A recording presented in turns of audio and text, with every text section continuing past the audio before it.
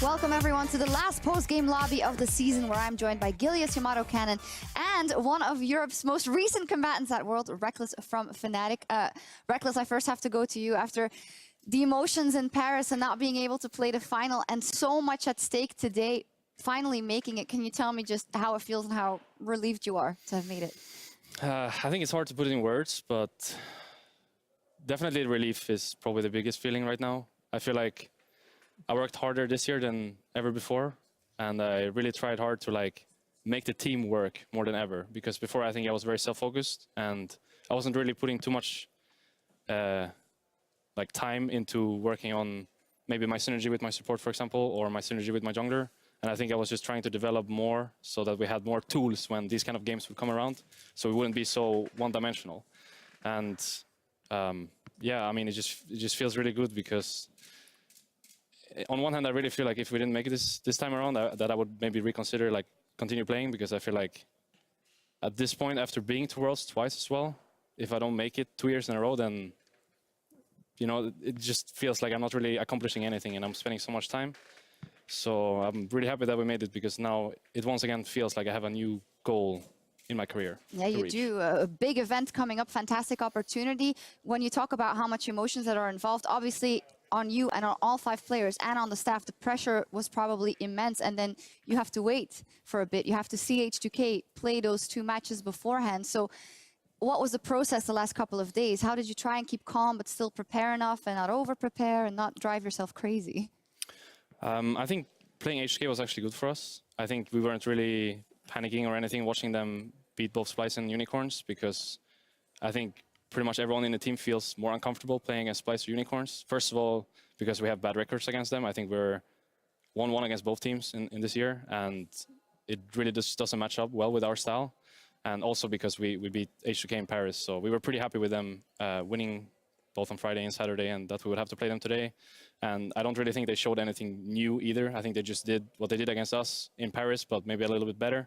So we weren't really feeling anything special about today. We were just really focused on what we needed to do and what kind of issues we had in Paris.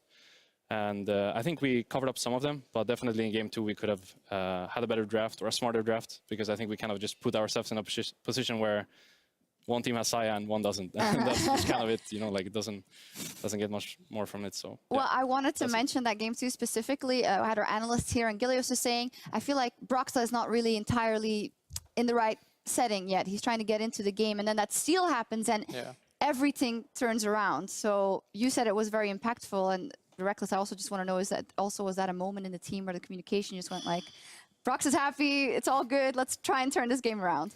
Well, we kind of knew that we always could win, because we had Sivir, so once it gets to 4-item stage, you can always win. But we didn't really have any good ideas in the early /mid game. We always felt like they had pressure on more lanes than we did, and they always had the proactive move. So we're kind of just trying to farm it up while not losing too much at once. But I think we were too hesitant. We didn't really swap in time, and we didn't really trade Herald for Dragon or anything like that. They just got Herald for free, and then bot tower for free, and then top tower for free, and it just never ended. So we really felt like if we didn't get that Nash, then probably would have lost the game. So shout outs to Broxa, obviously. And after we got the Nash, I mean, as I said, Sivir is a late game champ, so we reached the late game, and then we just won some team fights. So yeah, I think that Nash steal was such a shift of momentum, because after you go 1 Game 2, I saw Jankos on the cam, and he was super sad because he lost the 50-50 smite. So I mean, if they won that game, it would have been maybe different series, maybe 3-2 for you guys. But yeah, that was the tilter for them. Gilius was actually a big fan of you during the series. He said, why do they keep giving Rekkles Tristana in those games, and if this goes to 50 minutes, Rekkles is going to carry? So you had God Gilius supporting you, so maybe that played into everything. All right, so let's move on to what is up next for Fnatic. You guys are going to Worlds and to the Worlds play-ins. First up, you will start there. So let's take a look at the competition there for, well, we have everything filled in for the play-ins outside of the NALCS representative as a 3rd seed, which will be either CLG or C9. So just to quickly explain how this will go, out of all these 2 teams, they will go into 4 groups of 3. But the Pool 3 seed, so WE, Hong Kong Attitude, Fnatic, as well as the 3rd seed from NALCS will not be able to meet each other. Then the top 2 of each group, so top 2 out of 3, will go into a draw, and then you have to play 1 best of 5. If you win that, you move on to the next stage. So, Yamato, first thoughts of kind of the first hurdle that is up for Fnatic and the teams in play-ins? I feel like looking at these teams, I am not too well researched about the smaller regions, but the one that sticks out the most for me has to be Gambit.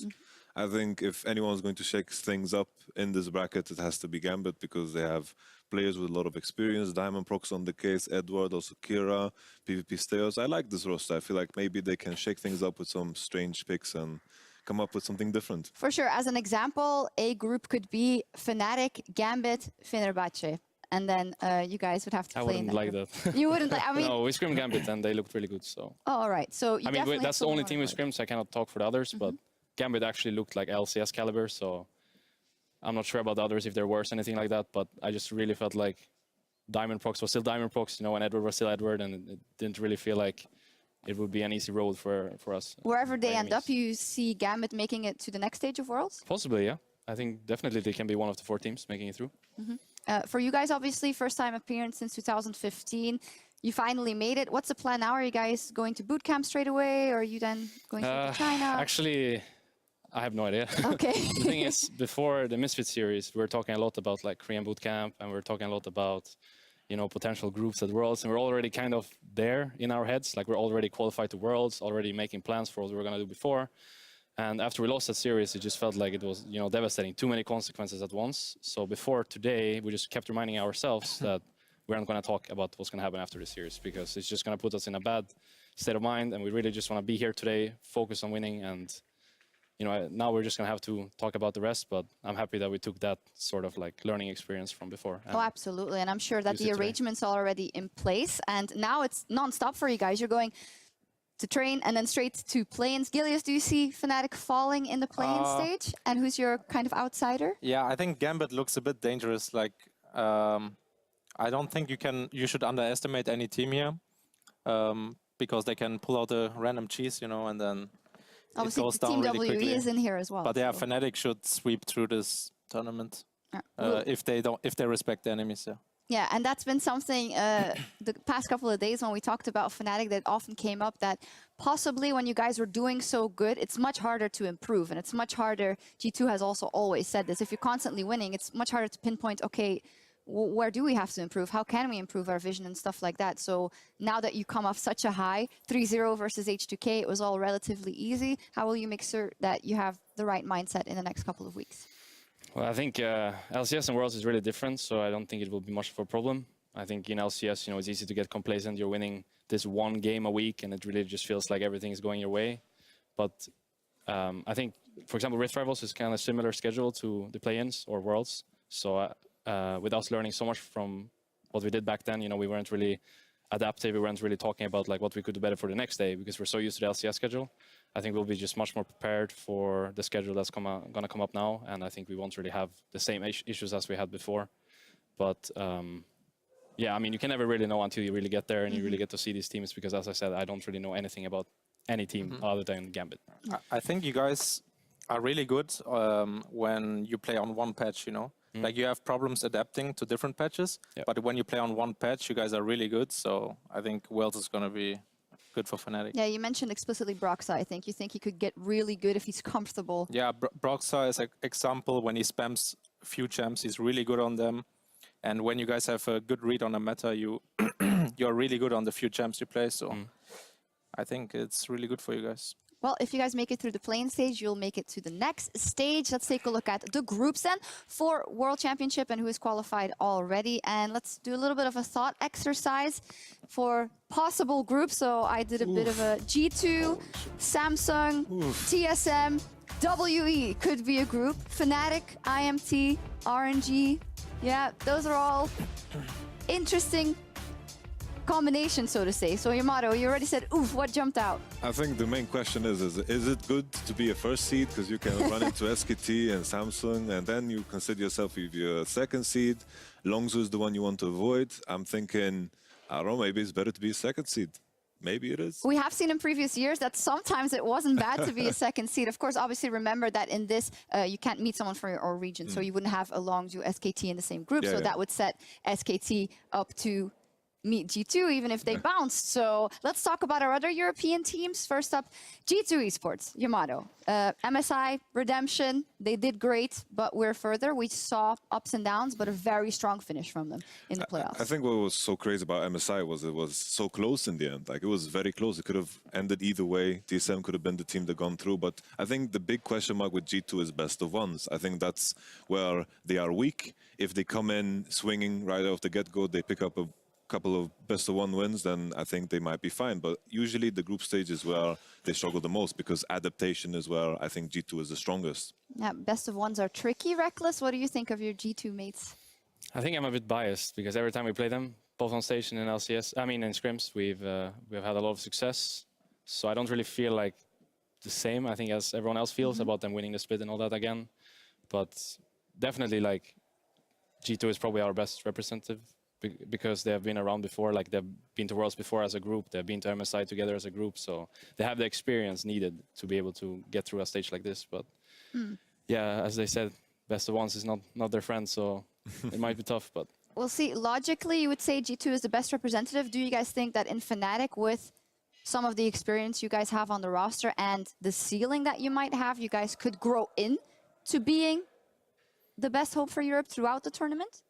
I mean, I think it's possible for both us and Misfits, but it's just hard to call either of us like the best team in Europe when G2 has just been so dominant for so long, and they've been there before and they know, what needs to be done to get through the stage. So yeah, it's just hard to call it for anyone else, but definitely we can be like someone that people will have to look out for. But with us being a pool 3 as well, it might be a bit unlucky in the group draw. You never really know. Hey, if you do great, you have a tough group and you get through that, then the road is Origin open. did the same. They went pool 3 and they still made it, so I still have hope. And that was the year where we had both Fnatic and Origin in the semi-finals, so everything can happen. Gilius, when I said Fnatic could grow throughout the tournament, you definitely nodded. Do you think that's a possibility? I think our best team out of Europe will be Fnatic in Worlds, just because of G2's past in international tournaments and the group stages. I don't have much hope in Misfits, personally, but I think G2 and Fnatic will be teams to look out for from Europe. So Misfits obviously one-year plan. They did make it. Yamato, do you agree with Gilius, or are we underestimating them? I think I have to agree. I think they're good at reading patches and understanding very quickly what is the best. But I think coming into the World Championship, everyone's going to have a lot of time to prepare. So this advantage is no longer their only advantage. Like, then you have to start looking at star power, at mechanical players, and this tournament is stacked. So that is when it comes into questions, and I just feel like they will falter on that point. Yeah, it is stacked. It's also Misfits in this lineup. It is their first year, Rekkles. So what should their expectations be, you think, in this tournament? I mean, for my first year, I didn't make it out of groups, and I think it was maybe a bit weird of me to think that I would get out of groups. I'm not really sure. So I don't think they should really expect either. I mean, obviously they should try their hardest, but it's just when you look at these teams, you don't really think of Misfits as a team to make it to top 8. That's just how it is. So hopefully, or maybe all the other teams definitely underestimate them, and then they can make a magical run. You say the first time. How much what would you say is the biggest change in Rekkles as a player since the first time you stepped on that stage and now going back? I think I'm just more calm, more chill. I think before I was really like hot on my heels, sort of. You know, if ever something went wrong, I would just panic and I didn't know what to do. And then I would think like, what if we don't win this game? Then this and this will happen, and you never really stop. You know, it just keeps on going until you're out of groups. So I think I'm much more chill now. And if anything, this is like a time for me to be able to lead my team to Worlds. Like, I should be able to use my experience to my advantage, or to our advantage, and to get through play-ins, and then maybe pull an Origin.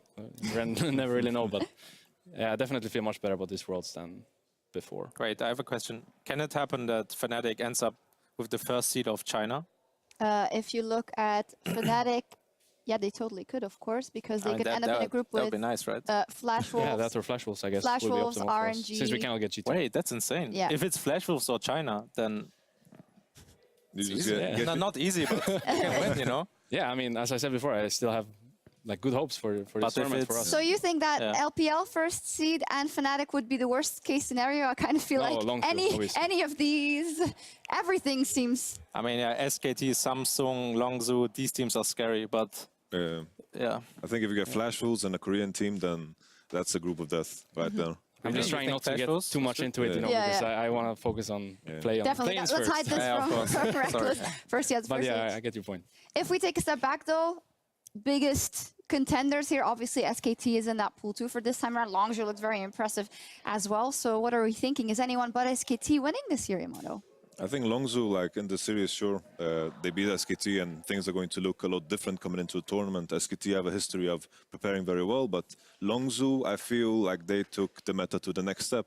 Everyone's playing tanks. They're playing the kind of carnivore champions that like to eat these tanks up, and they did it very well. They're willing to play the Talia, which was on a different patch. Sure got nerfed, but I think they're willing to play those counter matchups, take those massive risks that if something goes wrong, the game is over, but they're willing to play that, and I think that's a big thing for Longzhou. I think Longzhou and SKT are looking like the best teams coming into the tournament, but I think SKT will come out ahead because the mid laner of Longzhou, BDD, I don't know, he's like 18 or 17 years old, right? Yeah. And he never played internationally, so I don't know what to expect from him. Like, I don't think that such a young rookie is going to come in and just destroy everyone on Worlds. So That's what happened with Faker. Yeah. yeah, but Faker is Faker is special. It's Faker. I mean, that's where you separate the champions from the not champions, you know? If we think of our examples, for instance, we had Febiven at MSI 2 years ago. Fantastic Yeah, that's versus true. Faker, for instance. So this is where we'll see it, I and mean, the potential is huge. Febiven did really well until a point, right? Like, they got knocked out in the end. Like, if you... Yeah, they didn't win MSI. I mean, yeah. That's what I think. Like, Longzhou will, of course, have the chance to make finals. I think so. But winning the whole thing, we will see. We will see, but it will be very interesting worlds. Gilius, obviously, next year you're on this graphic here, or Yeah, hopefully. hopefully. Yeah. It was very calm. You were very calm the last couple of days. Well, we'll see. Well, thank you guys very much for talking to me. Of course, my analyst and Rekkles, thank you so much you. for joining me. We'll see you in China at the World Championship, and that will do it from us here in Berlin. Thank you guys very, very much for watching. It's the last show from our studio this year, and you'll be able to join us for Worlds with the play-ins starting in 2 weeks already. Have a great night, and we'll see you in China.